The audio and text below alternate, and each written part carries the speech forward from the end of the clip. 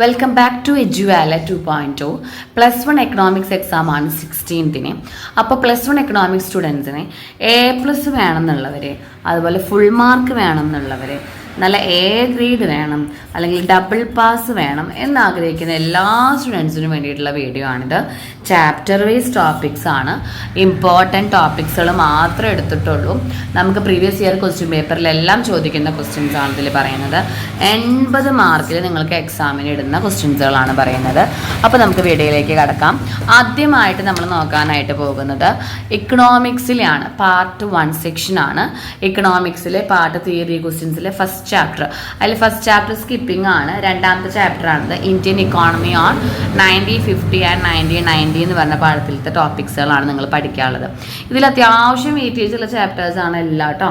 ഇതിൽ നമ്മൾ ആദ്യം പഠിക്കേണ്ടത് ഗോൾസ് ഓഫ് 5 ഇയർ പ്ലാൻസ് പഠിക്കുക. 4 മാർക്കിന് നമ്മളോട് ചോദിക്കാറുള്ള ക്വസ്റ്റ്യൻ ആണ് കേട്ടോ. ദെൻ അഗ്രികൾച്ചർ റിഫോംസുകൾ ഡ്യൂറിങ് 1950 ഓർ 1990 നമ്മളോട് ചോദിക്കും. അപ്പോൾ അവിടെ നിങ്ങൾ മെയിനായിട്ട് എഴുതേണ്ടത് നമ്മൾ അഗ്രികൾച്ചർ റിഫോംസുകളും അതുപോലെ തന്നെ ഗ്രീൻ റെവല്യൂഷനാണ്. മെയിനായിട്ട് ഈ 2 കാര്യങ്ങളാണ് അഗ്രികൾച്ചർ റിഫോംസുകളായിട്ട് ആ ഒരു കാലഘട്ടത്തിൽ കൊടുത്തിട്ടുള്ളത്. ഓക്കെ, ദെൻ ഗ്രീൻ റെവല്യൂഷനും അതിൻ്റെ ബെനിഫിറ്റ്സ് സെപ്പറേറ്റ് ആയിട്ട് നമ്മളോട് ചോദിക്കാറുണ്ട്. എല്ലാം ഷോർട്ടസ്റ്റ് ടൈപ്പ് ക്വസ്റ്റ്യൻസ് ആണ് കേട്ടോ, അത് നമ്മളോട് സെപ്പറേറ്റ് ചോദിക്കാറുണ്ട്. ദെൻ IPR എന്താണെന്ന് നമ്മളോട് 3 മാർക്കിന് ചോദിക്കും. Industrial policy resolution 1956. ഇത് പ്രകാരം ഇൻഡസ്ട്രീസിനെ 3 സെക്ടേഴ്സായി തിരിച്ചിട്ടുണ്ട്. Owned by the government, owned by the individuals, private individuals, or owned by government and the public, അതായത് പബ്ലിക് ആൻഡ് പ്രൈവറ്റ്. ഇങ്ങനെ നമ്മളോട് ചോദിക്കാറുണ്ട്. 3 മാർക്സിന് പഠിക്കണം. ഇത്രയാണ് ആ പാഠത്തിൽ നിന്ന് പഠിക്കേണ്ടത്. ദെൻ അടുത്ത ചാപ്റ്റർ ആണ് നമ്മുടെ ലിബറലൈസേഷൻ, പ്രൈവറ്റൈസേഷൻ, ഗ്ലോബലൈസേഷൻ്റെ ചാപ്റ്റർ. വളരെയധികം ഇമ്പോർട്ടൻ്റ് ആയ ചാപ്റ്റർ ആണ് ഇതൊക്കെ. ആ പാഠത്തിൽ നിങ്ങൾ പഠിക്കാനുള്ളത് ബാക്ക്ഗ്രൗണ്ട് ഓഫ് NEP 1991 എന്ന് വെച്ചാൽ എന്താ, 1991 ന്യൂ ഇക്കണോമിക് പോളിസി അറിയോ? New economic policy. ആ ന്യൂ ഇക്കണോമിക് പോളിസി കൊണ്ടുവരാനുള്ള ബാക്ക്ഗ്രൗണ്ട് എന്തായിരുന്നു നമുക്ക് 4 മാർക്കിന് ചോദിക്കാം. അതായത് നമ്മൾ ക്രൈസിസ് വന്നപ്പോൾ, പൈസ ഇല്ലാതായപ്പോൾ നമ്മൾ മോണിറ്ററി ഫണ്ടിനോടും വേൾഡ് ട്രേഡോ നമ്മുടെ IMFനോടൊക്കെ നമ്മൾ എന്ത് ചോദിച്ചു? ക്യാഷ് കടം ചോദിച്ചു അല്ലേ? അപ്പോൾ എത്രയാണ്ട് മില്യൺ നമുക്ക് തന്നു. അപ്പോൾ അതിൻ്റെ പ്രധാനമായിട്ട് അവർ നമ്മളോട് കുറച്ച് കണ്ടീഷൻസ് വെച്ചു. ആ കണ്ടീഷൻസ് നമ്മൾ ആക്സെപ്റ്റ് ചെയ്തു. അതിന് വേണ്ടിയിട്ടാണ് ന്യൂ ഇക്കണോമിക് പോളിസി ഉണ്ടായത്. ഇതാണ് ബാക്ക്ഗ്രൗണ്ട്. അത് ഞങ്ങൾ ടെക്സ്റ്റ് വൈസ് നിന്ന് പഠിക്കാം. ദെൻ ലിബറലൈസേഷൻ മെഷേഴ്സ് മാത്രമായിട്ട് 8 മാർക്കിന് ഡിഫറെൻറ്റ് സെക്ടേഴ്സ് ഇത് ചോദിക്കാറുണ്ട്. അതായത് ലിബറലൈസേഷൻ എന്താണ്, ഓരോ സെക്ടറിലും, ഇപ്പോൾ ഇൻഡസ്ട്രിയൽ സെക്ടറിലെ, അഗ്രികൾച്ചർ സെക്ടറിലെ, ഫോറിൻ എക്സ്ചേഞ്ചിലെ, ഫൈനാൻസ് സെക്ടറിലൊക്കെ വ്യത്യാസം വന്നിട്ടുണ്ട്. എല്ലാതും പോയിന്റ് വൈസ് പഠിക്കാം.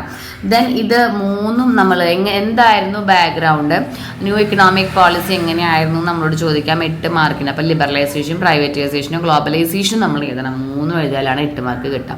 ദെൻ വേൾഡ് ട്രേഡ് ഓർഗനൈസേഷനും അതിൻ്റെ എയിംസുകളും 4 മാർക്കിന് ചോദിക്കാറുണ്ട് കേട്ടോ. ഇത്രയാണ് ആ പാഠത്തിൽ നിന്ന് പഠിക്കാനായിട്ടുള്ളത്.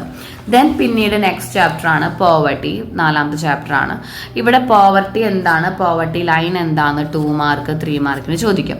കോസസ് ഓഫ് പോവർട്ടി 5 മാർക്കിന് ചോദിക്കാറുണ്ട്. പോവർട്ടി അലിവിയേഷൻ പ്രോഗ്രാം 8 മാർക്കിനാണ് ചോദിക്കാറ്. കഴിഞ്ഞ എക്സാമിന് നമുക്കിത് 5 മാർക്കിലേക്ക് പോയിട്ടുണ്ട്. ഏതെങ്കിലും 2-3 മെത്തേഡുകൾ എക്സ്പ്ലെയിൻ ചെയ്താൽ മതി. അപ്പം നമുക്ക് 8 മാർക്കിനും 5 മാർക്കിലും പോവാം. ദെൻ NREGP അതല്ല എങ്കിൽ MNREGP എന്താണെന്ന് 4 മാർക്കിന് ചോദിക്കും. അപ്പം നമ്മളിത് ആദ്യം ഇതിൻ്റെ എക്സ്പ്ലനേഷൻ എഴുതി വയ്ക്കണം. National rural employment guarantee programme, അതല്ല എങ്കിൽ Mahatma Gandhi national rural employment guarantee programme. എന്താണ് മലയാളത്തിൽ പറഞ്ഞാൽ തൊഴിലുറപ്പ് പദ്ധതി. അതിനെക്കുറിച്ച് ഒരു ബ്രീഫ് നോട്ട് എഴുതാനായിട്ട് ശ്രദ്ധിക്കാം. ദെൻ പിന്നീടാണ് human capital formation. Human capital formation എന്ന് പറയുമ്പോൾ നെക്സ്റ്റ് ചാപ്റ്റർ ആണ്. ഇവിടെ എന്താണ് ഹ്യൂമൻ ക്യാപിറ്റൽ 2 മാർക്കിനാണ് ചോദിക്കാറ്. സോഴ്സസ് ഓഫ് ഹ്യൂമൻ ക്യാപിറ്റൽ 4 മാർക്കിന് ചോദിക്കാറുണ്ട്. സോഴ്സസ് എന്ന് പറയുമ്പോൾ ഹെൽത്ത്, എഡ്യൂക്കേഷൻ, മൈഗ്രേഷൻ, ട്രെയിനിങ് അതൊക്കെയാണ്. Then various institution in India for human capital formation. Human capital ഫോർമേഷനായിട്ട് നമ്മുടെ ഇന്ത്യയിൽ എസ്റ്റാബ്ലിഷ് ചെയ്ത കുറച്ച് ഇൻസ്റ്റിറ്റ്യൂഷൻസ്, അതായത് SCERT, ദെൻ NCERT, അതുപോലെ UGC, അങ്ങനെ മെഡിക്കൽ സെക്ഷൻ, ICTR, ICMR എന്നൊക്കെ പറഞ്ഞിട്ട് കുറച്ച് ഇൻസ്റ്റിറ്റ്യൂഷൻസ് ഉണ്ട്. അതിൻ്റെ പേരുകളും എക്സ്പ്ലനേഷനും അവരെന്താണ് പ്രൊവൈഡ് ചെയ്യുന്നത് അതാണ് എഴുതേണ്ടത് കേട്ടോ. ദെൻ ഹ്യൂമൻ ക്യാപിറ്റലും ഫിസിക്കൽ ക്യാപിറ്റലും നമ്മളുടെ ഡിഫറൻസ് 4 മാർക്കിന് ചോദിക്കാം. ഇതും 4 മാർക്കിൻ്റെ ക്വസ്റ്റ്യൻ ആണ് കേട്ടോ. ഓക്കെ, ദെൻ റൂറൽ ഡെവലപ്മെന്റ് ആണ്. റൂറൽ ഡെവലപ്മെന്റ് എന്താണെന്ന് നമ്മളോട് 2 മാർക്കിന് ചോദിക്കാറുണ്ട്. Different credit structure institutions, rural ഡെവലപ്മെന്റിനെ ഹെൽപ്പ് ചെയ്യാനായിട്ട് different types of institutions is there. അതായത് നബാർഡ്, സെൽഫ് ഹെൽപ്പ് ഗ്രൂപ്പുകൾ, RRBs തുടങ്ങിയ കുറച്ച് ബാങ്കിങ് സെക്ടേഴ്സ് ഉണ്ട്. അവരാരൊക്കെയാണ് എക്സ്പ്ലെയിൻ ചെയ്യണം. ഓർഗാനിക് ഫാമിങ്ങും ബെനിഫിറ്റ്സും 4 മാർക്കിന് ചോദിക്കാറുണ്ട്. ഇത് 5 മാർക്കിൻ്റെ ക്വസ്റ്റൻ ആണ്. ഡൈവേഴ്സിഫിക്കേഷൻ ഓഫ് പ്രൊഡക്റ്റീവ് ആക്ടിവിറ്റീസ്, അതായത് അനിമൽ ഹസ്ബൻഡറി, ഫിഷറീസ്, ഹോർട്ടിക്കൾച്ചർ, അതൊക്കെയാണ് ഇവിടെ പറയുന്നത്. നമ്മൾ ലൈഡ് ആക്ടിവിറ്റീസ് ആയതൊക്കെയാണ്. ദെൻ എംപ്ലോയ്മെൻറ്റ് ചാപ്റ്ററിൽ നിങ്ങൾ പഠിക്കാനുള്ളത് വർക്കർ പോപ്പുലേഷൻ റേഷ്യോ കാണാനും വരാറുണ്ട്, എന്താണെന്നും ചോദിക്കാറുണ്ട്.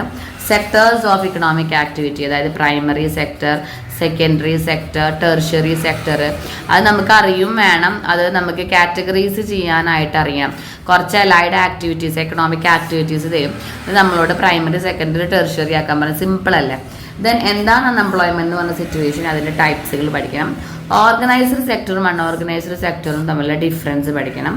ദെൻ ഇവിടെ ഈ ഒരു പാഠത്തിൽ നിന്നാണ് നമുക്ക് ഏത് ക്വസ്റ്റ്യൻ വരാറെന്നറിയോ, ഡയഗ്രമോ ചാർട്ടോ തരും. അതായത് ഒന്നുകിൽ നല്ല പൈ ചാർട്ട് തന്നിട്ട് നമ്മളോട് അനലൈസ് ചെയ്യാനുള്ള ക്വസ്റ്റ്യൻ നമുക്ക് ഈ ഒരു പാഠത്തിൽ നിന്നാണ് തരാറ്.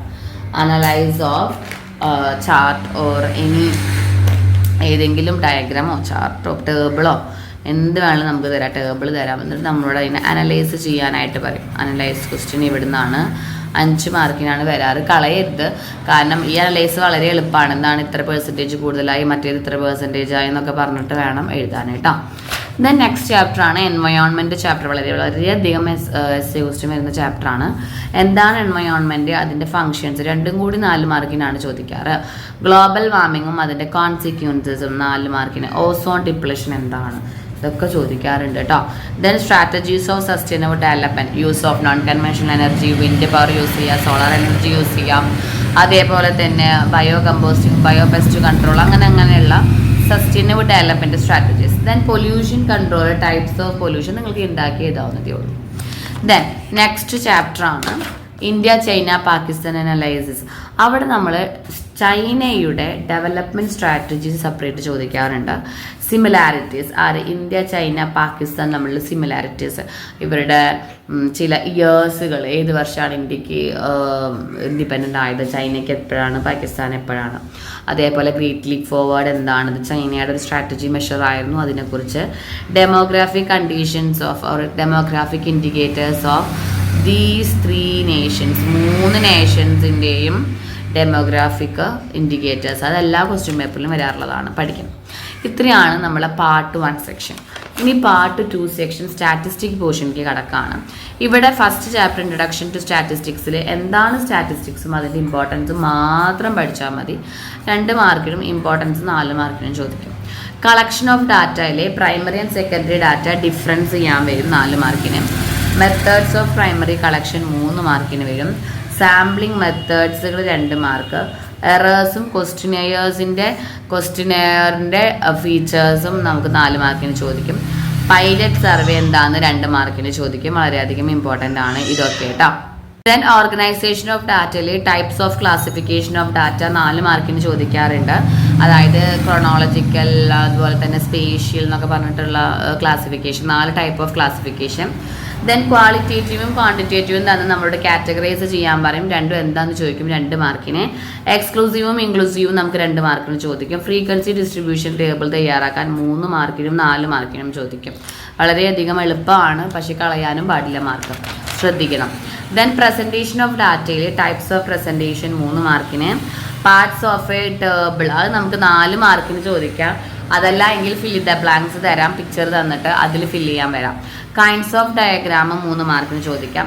ഒജൈവ് വരയ്ക്കാൻ 8 മാർക്കിനും 5 മാർക്കിനും ചോദിക്കും. ഹിസ്റ്റോഗ്രാം വരയ്ക്കാൻ അറിയണം, പൈ ചാർട്ട് വരയ്ക്കാൻ അറിയണം. ഇതിൽ 3 ഏതെങ്കിലും ഒരെണ്ണം എക്സാമിന് ഉണ്ടായിരിക്കും, ഷുവർ ക്വസ്റ്റ്യൻ ആണ്. ദെൻ ബാർ ഡയഗ്രാമും ഹിസ്റ്റോഗ്രാമും തമ്മിലുള്ള ഡിഫറൻസ് പഠിക്കണം. 4 പോയിന്റെങ്കിലും പഠിച്ചിരിക്കുക, 4 മാർക്കിന് ചോദിക്കും കേട്ടോ. Then measures of central tendency, correlation, index number, അത് 3 പാഠത്തിൽ നിന്നും ക്ലബ് ചെയ്തിട്ട് എടുത്തിരിക്കുന്നത്, കാരണം അതിലെല്ലാതും എല്ലാ ക്വസ്റ്റിനും പഠിക്കേണ്ട. മീൻ മീഡിയൻ മോഡ് കണ്ടിന്യൂസ് സീരീസിൽ 8 മാർക്കിൻ്റെ ക്വസ്റ്റ്യൻ ആയിട്ട് പ്രോബ്ലം ചെയ്യാനാണ് നമുക്ക് വരാറ്. പ്രോപ്പർട്ടീസ് ഓഫ് അരിത്തമെറ്റിക് മീൻ, മീനിൻ്റെ പ്രോപ്പർട്ടി, ഇൻട്രസ്റ്റിംഗ് പ്രോപ്പർട്ടി, അതായത് sigma, x minus x bar equal to 0. ഇത് നിങ്ങളോട് പ്രൂവ് ചെയ്യാനൊക്കെയാണ് വരാറ്, അതറിയണം. ടൈപ്സ് ഓഫ് കോറിലേഷൻ ഒരു 5 ടൈപ്പ് ഉണ്ട്. Positive, negative, 0, perfectly positive, perfectly negative എന്നൊക്കെ പറഞ്ഞിട്ട് 5 കോറിലേഷൻ. സ്കാറ്റർ ഡയഗ്രാം വിത്ത് എന്താണ് scatter diagram? 5 type of scatter diagram വരയ്ക്കറിയണം. Use of index number, construction of index number എന്താണ്? തിയറി ക്വസ്റ്റ്യൻ ആണ്. സ്പിയർമാൻ്റെ റാങ്ക് കോറിലേഷൻ കണ്ടുപിടിക്കാൻ 4 മാർക്കിൻ്റെ പ്രോബ്ലം ചോദിക്കാറുണ്ട്. പിന്നീട് പഠിക്കാറുള്ളത് ലാസ്റ്റ് പാഠത്തിൽ നിന്ന് steps in towards making A project. ആ പ്രൊജക്റ്റ് തയ്യാറാക്കുന്നതിൻ്റെ സ്റ്റെപ്പുകൾ ഏതൊക്കെയാണ്? 5 മാർക്കിനും 8 മാർക്കിൽക്കും പോവാറുണ്ട്. പിന്നെ പ്രൈസ് ഇൻഡെക്സ് കണ്ടുപിടിക്കാനുള്ള, ഇൻഡെക്സ് നമ്പർ കണ്ടുപിടിക്കാനുള്ള കാൽക്കുലേഷൻ വരും. അത് പാഷ, ലാസ്പിയർ, ഫിഷർ 3ൻ്റെയും പഠിച്ചിരിക്കണം ഇക്വേഷൻ. ഓക്കെ, അപ്പോൾ ഇത്രയാണ് നിങ്ങൾ എക്കണോമിക്സിൽ A+ വേണ്ടവരും A വേണ്ടവരും ചാപ്റ്റർ വൈസ് ഇപ്പോൾ പഠിച്ചുകൊണ്ടിരിക്കുന്ന സ്റ്റുഡൻസ് എല്ലാവരും പഠിക്കേണ്ടത് ഇത്രയാണ് കേട്ടോ. അപ്പോൾ ഓരോ ചാപ്റ്ററും നന്നായി പഠിക്കാം. ഓരോന്നിൻ്റെയും മേലെ മിസ്സ് എത്ര മാർക്കിൻ്റെ ക്വസ്റ്റ്യൻസ് ആണെന്ന് പറയുന്നുണ്ട്.